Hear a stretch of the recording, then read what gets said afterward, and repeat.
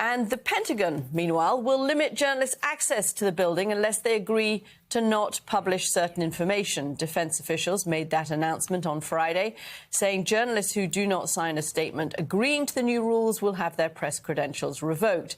A memo sent to the in-house press corps reads in part, quote, information must be approved for public release by an appropriate authorizing official before it's released, even if it is unclassified. The change is set to take effect over the next 2 to 3 weeks and has led to widespread condemnation from press organizations.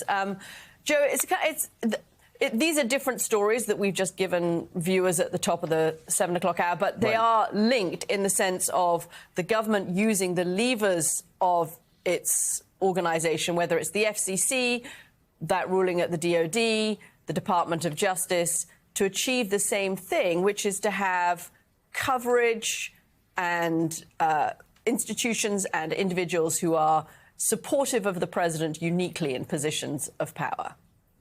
Right. And let's be really clear. Everything that Democrats warned about during the campaign, everything the media warned about, opinion writers warned about, is all coming together. You look at Brendan Carr at the FCC talking about taking somebody off television because they didn't like what that person said. And as the Wall Street Journal editorial page said, talking like a mafioso. Also, Ted Cruz said the same thing. You can do it the easy way or you can do it the hard way. So ABC pushes Jimmy Kimmel off the air.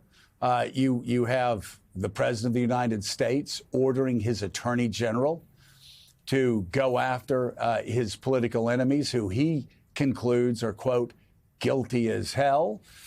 You have assistant attorneys that are being run out because they will not fire or they will not bring charges. And you have this happening at the Pentagon. Again, we can go down the list. You have John Karl, I think twice in 2 days.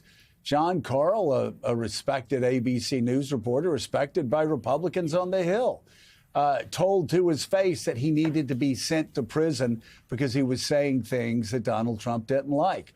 All of this coming together at one time, obviously a reason for many, and I would hope Republicans in the Senate, more than just Ted Cruz and Rand Paul, reason for them to be concerned and maybe, just maybe, start speaking out.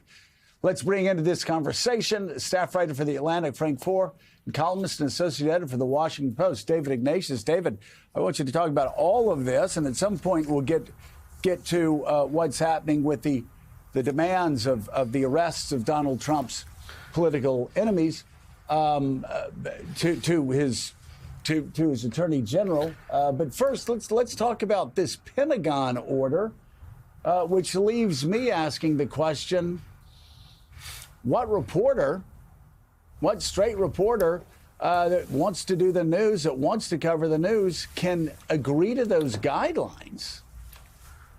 So, Joe, the order, as it appears, basically is trying to turn Pentagon reporters into press agents for this Department of Defense. The idea that you can only write something if it's the pre-approved press release, basically, is so contrary to the way the press works, is supposed to work. There's so many examples over decades of the Pentagon press corps, one of the best press corps in Washington, in my experience, finding waste, mismanagement, chronic misuse of government, things that have been done to ordinary soldiers, whether it was friendly fire incidents or poor treatment of them, burn pits that expose them to toxic chemicals.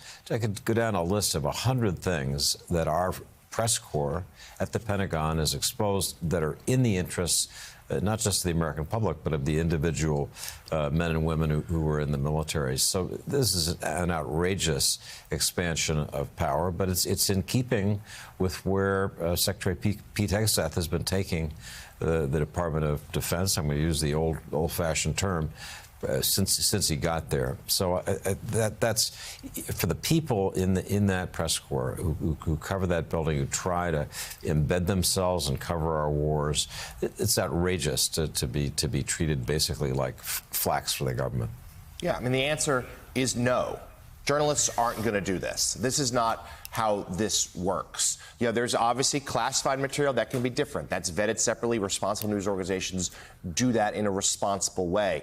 But the idea that member of the Pentagon Press Corps or reporter writ large can only write what the government tells them to do, that's not how it works in the United States of America. And Frank Foer, certainly a lot of press organizations condemned this immediately. A lot of reporters took to social media saying they're not going to abide by this. And it's hard to know how enforceable this is, but we should note President Trump was asked one of his gaggles this weekend about it, and he actually sort of said, well, I'm not sure that's how it works. But yet, then the official Trump campaign account backed it up and said, actually, yes, this is why it works. This is what we have to do. And it's yet another way for this administration to try to control the narrative and try to make life difficult for their political foes.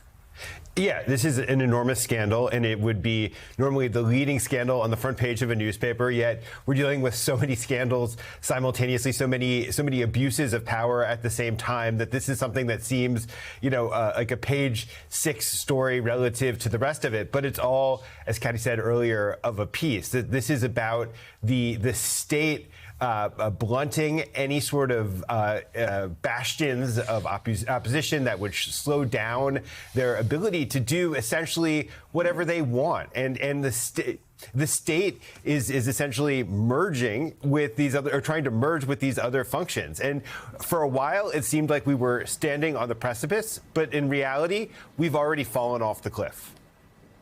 Yeah, David, I'm just curious. You look at the two things that shaped so much of the world that we live in right now, and so much of the reporting, the lies that Americans were told during Vietnam, the lies that led to, as John Meacham said earlier, on average, 48 young Americans dying every week in Vietnam in 1968. For a war that our politicians and generals lied about for years. And then, of course, Watergate, all of the abuses of Watergate that made Americans say, never again. We can never again, quote, trust the government. We have to have watchdogs in there. We have to have watchdogs in the government. We have to let the press report to make sure that, as you said, our soldiers, our sailors, our Marines, our airmen are treated well. We got to make sure that everyday Americans are getting the type of government that they deserve. And yet you look at what's happened over the past 3, 4, 5 days, and it seems like all of the lessons of Watergate being forgotten, with prosecutorial abuse being encouraged, and then a Pentagon that is saying we're going to shut down any free reporting. I mean, hell, that takes you back to 67 or 68 when, again, the Pentagon lied around the clock about what was going on in Vietnam. But at least then the press was allowed to pursue the truth, which, of course, finally got the truth in front of the American people. Joe, back during Vietnam, the Pentagon held the 5 o'clock follies as the nightly dispensing of canned information in Saigon was called. But then journalists got on helicopters, went out around the country in Vietnam and saw what was really happening. The examples that you cite are a reminder that Donald Trump is hardly the first president who wanted to try to spin the news his way. Every president wants to.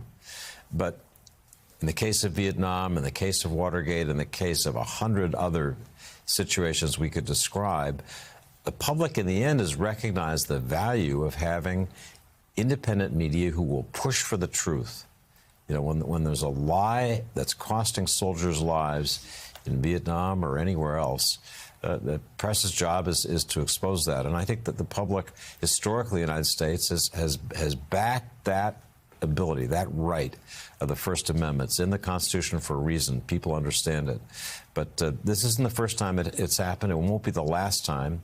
I just hope that we have a public that supports what we're trying to do. We are not trying to blow classified information. We're not trying to make life difficult for operation in the military. We are trying to get at the truth that will make the military work better and serve the country and the people in it as effectively as possible.